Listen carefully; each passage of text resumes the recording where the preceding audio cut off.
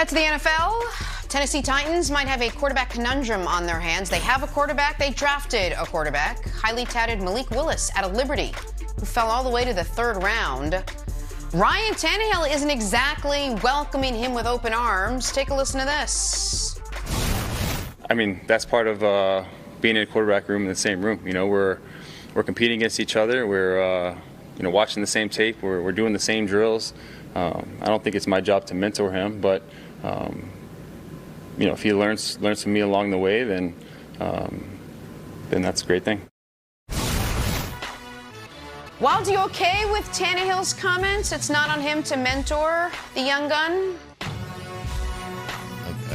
Not really, Jenna.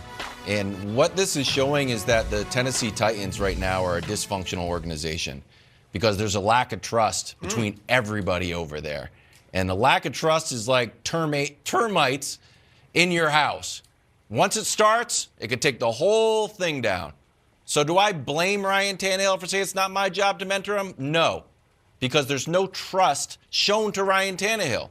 He in that same press conference, he said he didn't know about the A.J. Brown trade, and he didn't even know they were drafting Malik Wills. I cannot stress enough, maybe it's the era of texting, Broussard, how easy it is to call your star quarterback, the guy who runs your offense, and be like, hey, we're going to draft a quarterback. But teams refuse to do it. Never. So if you trade A.J. Brown, you don't tell him, and you draft a quarterback and don't tell him. And I know I'm usually like, be kind, be nice, and it would have been the nicer gesture for Ryan Tannehill to get up there and say, yeah, whatever helps us win. But you can see the trust is broken, and because it can go two ways. So I'll show you the first headline is this. It's like, Aaron Rodgers, who's mad about Jordan Love? But we started to see these headlines. Aaron Rodgers, been an incredible mentor to Jordan Love, says Packers report. Like, that's nice. Got off to a rocky start, but it's nice. And here's another headline.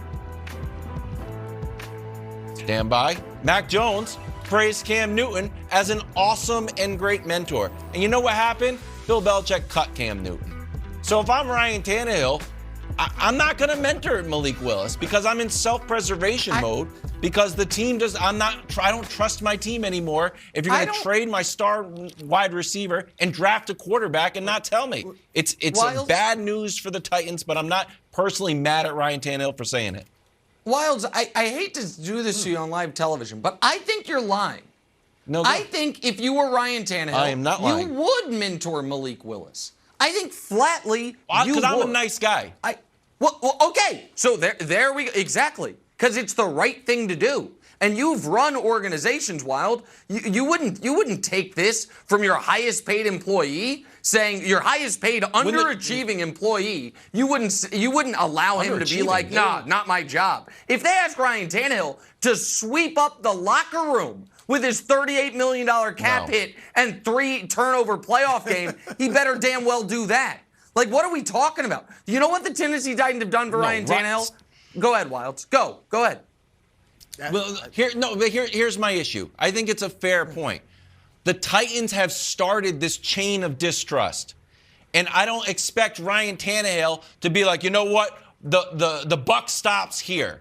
No. If you guys aren't going to trust me enough to tell me that you're going to trade A.J. Brown and tell me you're going to draft the guy, all of a sudden I got to get in front of the media and be like, Tannehill started the chain of distrust by throwing 3 interceptions and scoring 16 points in a playoff game. The year after, and he said he had terrible about playoff games and scored 13 points. If Ryan Tannehill was blindsided that the Titans might be looking to upgrade at quarterback, then he's a doofus. You got it. And some of this, Brew, is like personal to me, I guess, because personal story quickly.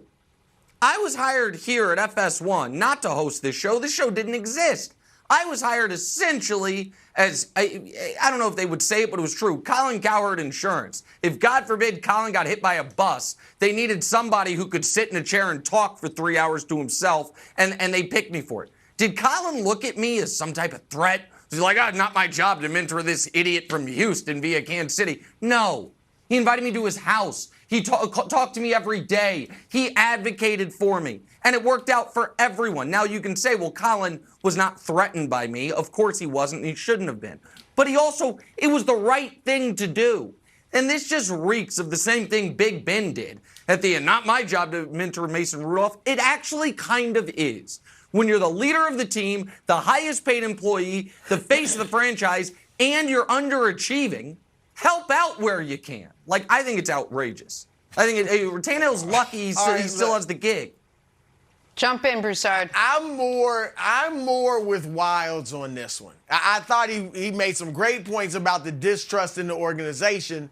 But beyond that, look, Ryan Tannehill, he didn't pull an Aaron Rodgers. I'm pissed at how dare they draft this kid and I won out and all this stuff. They're trying to replace me. He's going to mentor Malik Willis. All right, he doesn't have to put a title on it. The NFL is not the Big Brothers Big Sisters program.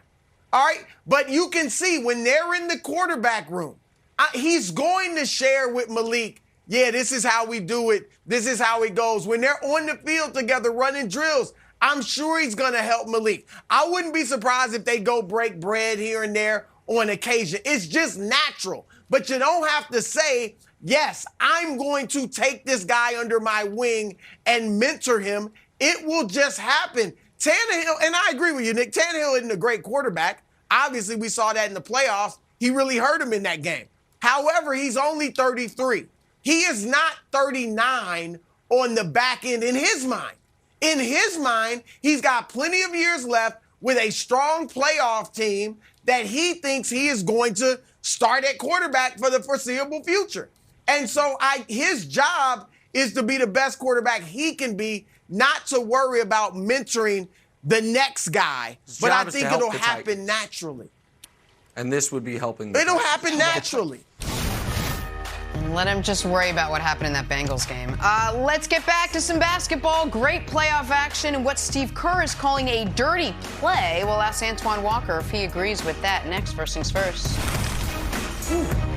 We're back here with Antoine Walker. Warriors, Grizzlies, Game 2, Twan. And John Morant with perhaps a splash of revenge after missing that buzzer beater to lose Game 1. Well, he missed next to nothing last night, matching his postseason career-high 47 points. We're all tied up at a game apiece in this series. Grizzlies and Warriors. It really was an historic night for Ja. Look at this. Join LeBron and Kobe as the only three guys to put up multiple 45-point playoff games before age 23. Ja caught wind of the stat last night, seemed impressed with the company he keeps, both Bron and Bean. Nick, is it crazy to say that Ja is actually the best player in this series? Of course it's not crazy. I mean, he hasn't had the best career. Steph's got 3 titles.